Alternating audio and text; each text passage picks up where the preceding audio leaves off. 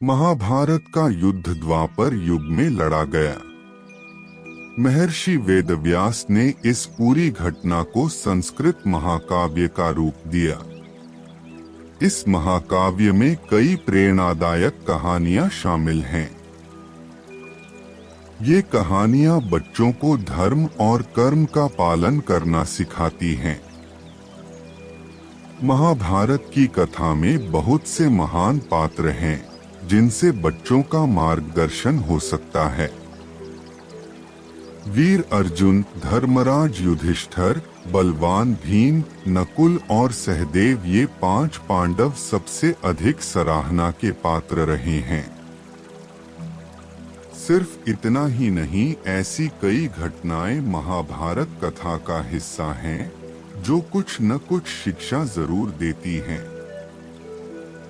आइए आज आपको एक कहानी सुनाते हैं। महाभारत में पांडव पुत्रों का जन्म कैसे हुआ। पांडव हस्तिनापुर के राजा पांडु और उनकी 2 पत्नियों कुंती व माद्री के 5 शक्तिशाली और कुशल पुत्र थे।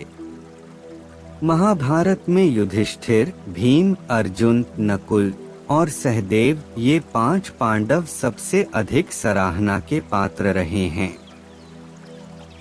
इनके जन्म की कहानी न सिर्फ दिलचस्प है बल्कि हैरान कर देने वाली भी है। एक बार राजा पांडु अपनी पत्नियों के साथ शिकार करने के लिए जंगल में गए। राजा पांडु को वहां एक हिरण का जोड़ा दिखाई दिया जो एक दूसरे से बेहद प्यार करता था। जब राजा की नजर उस जोड़े पर पड़ी तो उन्होंने तीर निकालकर नर हिरण को निशाना बनाया और तीर छोड़ दिया। तीर सीधा हिरण की छाती में जाकर लगा। वह हिरण कोई और नहीं बल्कि हिरण के वेश में ऋषि किदंबा थे। उन्होंने पांडु को श्राप दिया कि वह जब भी किसी महिला के करीब जाएंगे तभी उनकी मृत्यु हो जाएगी। पांडु ने ऋषि किदंबा से क्षमा मांगी, लेकिन तब तक वो मर चुके थे। श्राप के कारण पांडु ने राज्य त्याग दिया और अपनी पत्नियों से निवेदन किया कि वो वापस राज्य लौट जाएं, लेकिन उन्होंने मना कर दिया। कुंती और माद्री जंगल में राजा पांडु के साथ ही रहने लगी।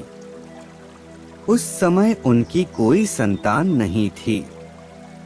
तब कुंती ने अपने पति को बताया कि उन्हें ऋषि दुर्वासा से वरदान मिला था कि वह किसी भी भगवान को बुलाकर उनसे एक शिशु को प्राप्त कर सकती है। दुर्वासा द्वारा कुंती को दिए गए मंत्रों के उपयोग के माध्यम से उसने यम यानी धर्म के देवता का आह्वान किया, जिससे उन्होंने युधिष्ठिर को जन्म दिया। उसने फिर पवन देव से भीम, इंद्र देव से अर्जुन के रूप में एक और पुत्र प्राप्त किया।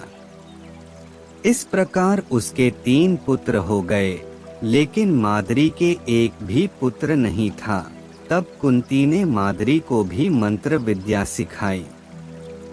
मंत्रों की मदद से माद्री ने अश्विनी कुमारों को बुलाया, जिन्होंने उसे नकुल और सहदेव पुत्र के रूप में दिए।